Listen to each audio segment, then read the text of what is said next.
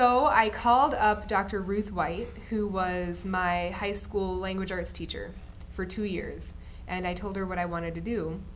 And I asked her if I could shadow her, and she said, absolutely, I would love for you to shadow me and see if this is really what you want to do. And it ended up happening that she was retiring that year, and so I decided that that was in fact what I wanted to do. She was on the way out, getting ready to retire, and there I was. So she suggested that I apply for the position, and Dr. Ralph Plagman at Washington High School hired me, and I essentially stepped in and took over all of the most of the courses and programs that Dr. White had been in charge of, and that included the academy. Because in that year when I was mentoring, or when I was shadowing her, when she was my mentor, I also was her assistant director for the academy. So she was the founder, and when she retired from the school district, she also retired from the position as director of the academy, and that's how I became the director of the academy. And like, how did you get involved with like the summer program at Wash, like for the summer schools?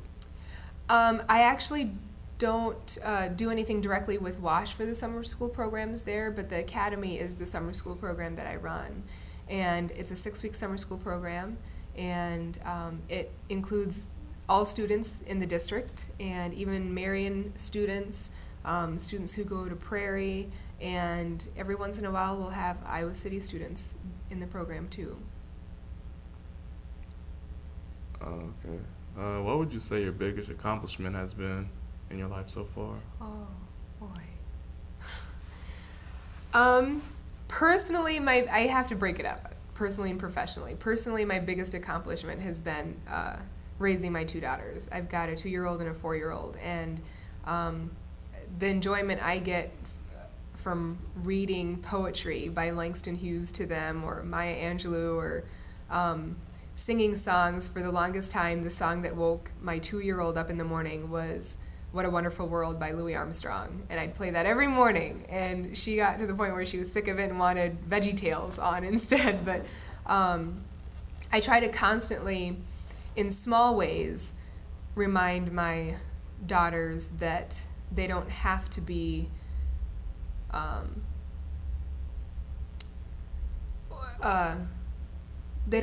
preoccupied with trying to fit into this mold that society tells them they should be.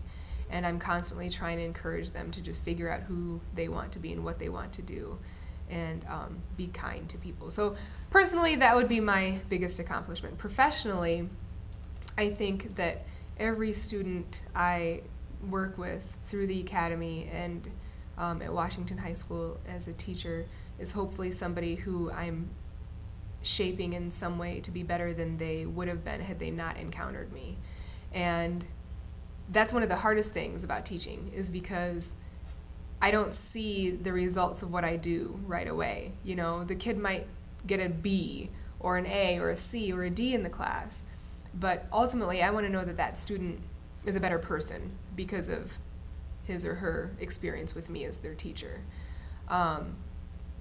It's fantastic if they're going to be better readers and writers, and that's my goal with them. But if they can also be better people, then I've really done my job. And I'm also a writer, and so I've published a couple of things that I'm proud of too.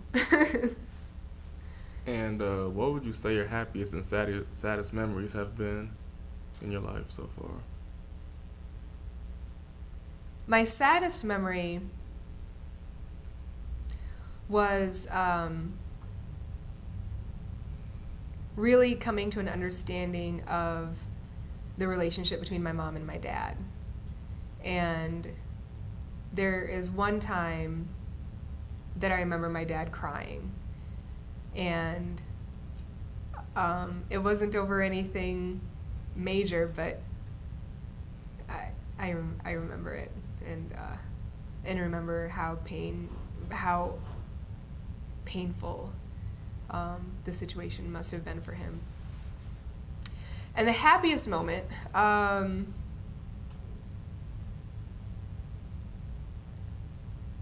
little things make me happy. So I can't really pinpoint a happiest moment because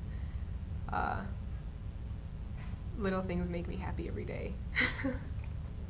And if you could change anything that you have done in the past or what you could have done in the past, what would that be?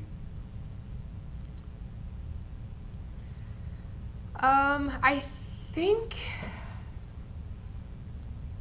I have two regrets. I tell people this all the time. Two regrets. One is that when they were trying to figure out which musical instrument every student in 6th grade was going to play, they didn't let me play the drums. They had me beat out a little rhythm on the table, and I couldn't quite get it right, and so they assigned me to the trumpet. And I really wanted to play the drums, and I think even now, that's one of my regrets, is that I never pursued, learning how to play the drums. But it's not too late. I'll maybe pick that up at some point.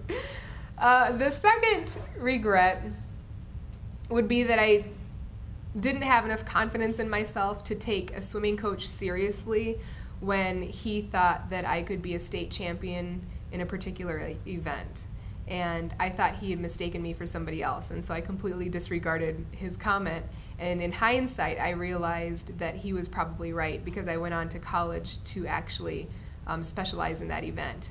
And I looked back and I realized that had I swum that event in high school, I could have been in the top 3 at state my senior year. But those are small regrets, I think in the long run I look back and it's like those are 2 small things that really in the long run haven't made much of a difference in my life, I don't think. And if those are the 2 regrets I can call on, then I'm happy with that. But I'm not one of those people who's going to say I don't have any regrets, because I think we all walk through life making choices where at some point we decide they might not have been the best choice. What would you like people to remember about Akwi Nji-Dawson? I hope that people remember that I worked really hard every day to impact students and young people in a positive way, and particularly African American students, especially in Cedar Rapids, Iowa, where we don't have nearly the number of positive role models in the African American community that we would find in a big city. I think it's important to, in any way we can, get young students to think about the importance of being confident in who they are, appreciating where they come from, appreciating their past, and feeling a sense of responsibility to themselves most importantly, but also to their culture and to their community. And if they do that, then they will be good people. Well, thank you for coming and let me interviewing you today. I appreciate it. Absolutely. You're welcome.